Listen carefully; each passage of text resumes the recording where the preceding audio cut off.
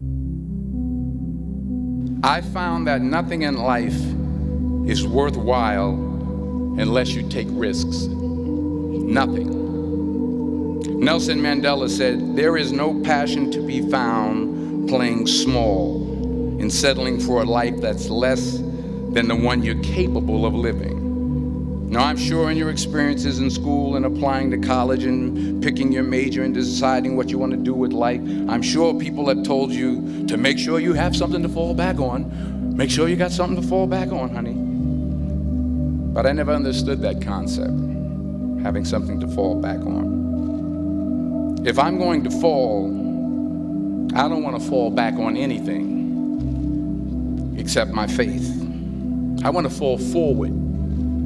I figure at least this way I'll see what I'm going to hit. Reggie Jackson struck out 2,600 times in his career, the most in the history of baseball. But you don't hear about the strikeouts. People remember the home runs. Fall forward. Thomas Edison conducted 1,000 failed experiments. Did you know that? I didn't know that. Because the 1,001st was the light bulb. Fall forward. Every failed experiment is one step closer to success. You've got to take risks, and I'm sure you've probably heard that before, but I want to talk to you about why that's so important. You will fail at some point in your life. Accept it.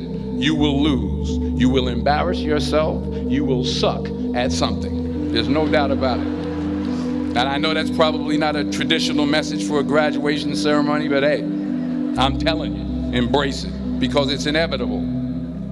And I should know. In the acting business, you fail all the time. Early on in my career, I auditioned for a part in a Broadway musical.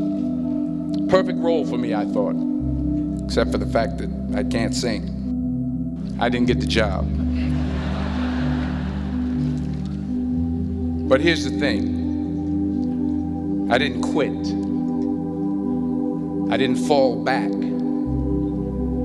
I walked out of there to prepare for the next audition, and the next audition, and the next audition. I prayed. I prayed, and I prayed. But I continued to fail, and fail, and fail. But it didn't matter, because you know what? There's an old saying, you hang around the barbershop long enough, sooner or later you're gonna get a haircut. So you will catch a break, and I did catch a break. Last year, I did a play called Fences on Broadway. Someone talked about it. Won the Tony Award. But here's the kicker. It was at the Court Theater. It was at the same theater that I failed that first audition 30 years prior. The point is, every graduate here today has the training and the talent to succeed. But do you have the guts to fail? Here's my second point about failure. If you don't fail, you're not even trying. I'll say it again. If you don't fail, you're not even trying. My wife told me this great expression. To get something you never had, you have to do something you never did. Les Brown's a motivational speaker. He made an analogy about this. He says, imagine you're on your deathbed, and standing around your deathbed are the ghosts representing your unfulfilled potential. The ghost of the ideas you never acted on. The ghost of the talents you didn't use. And they're standing around your bed, angry, disappointed, and upset. They say, we came to you because you could have brought us to life, they say. And now we have to go to the grave together. So I ask you today, how many ghosts are going to be around your bed when your time comes? You've invested a lot in your education, and people have invested in you. And let me tell you, the world needs your talents. Man, does it ever. I just got back from South Africa. It's a beautiful country, but there are places there with terrible poverty that need help. And Africa is just the tip of the iceberg. The Middle East needs your help. Japan needs your help. Alabama needs your help. Tennessee needs your help. Louisiana needs your help. Philadelphia needs your help. The world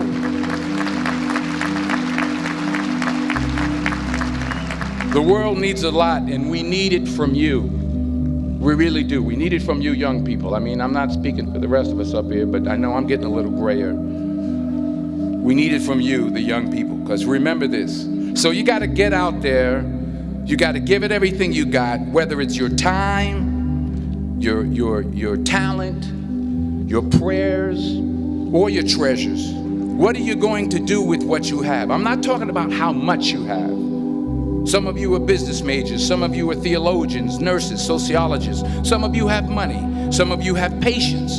Some of you have kindness. Some of you have love. Some of you have the gift of long suffering. Whatever it is, whatever your gift is, what are you going to do with what you have? All right, now here's my last point about failure. Sometimes it's the best way to figure out where you're going. Your life will never be a straight path. I began at Fordham University as a pre-med student. I took a course called cardiac morphogenesis. I couldn't read it, I couldn't say it, I sure couldn't pass it. So then I decided to go into pre-law, then journalism. And with no academic focus, my grades took off in their own direction. Yeah, down. I was a 1.8 GPA one semester, and the university very politely suggested that it might be better to take some time off. I was 20 years old. I was at my lowest point. And then one day, and I remember the exact day, March 27th, 1975, I was helping my mother in her beauty shop. My mother owned a beauty shop up in Mount Vernon. And there was this older woman who was considered one of the elders in the town. And I didn't know her personally, but I was looking in the mirror, and every time I looked at the mirror, I could see her behind me, and she was staring at me. She just kept looking at me. Every time I looked at her, she kept giving me these strange looks. So she finally took the dryer off her head and she said something I'll never forget. First of all, she said, "Somebody give me a piece of paper. Give me a piece of paper." She said, "Young boy, I have a prophecy, a spiritual prophecy." She said, "You are going to travel the world and speak to millions of people." And in the years that followed, just as that woman prophesied, I have traveled the world and I have spoken to millions of people through my movies. Millions who up till this day couldn't see me, who up till this day I couldn't see while I was talking to them, and they couldn't see me. They could only see the movie. They couldn't see the real me. But I see you today, and I'm encouraged by what I see, and I'm strengthened by what I see, and I love what I see. Because taking risk is not just about going for a job.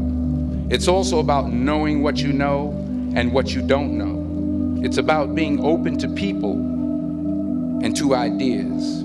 Because the chances you take, the people you meet, the people you love, the faith that you have, that's what's going to define you. Never be discouraged. Never hold back.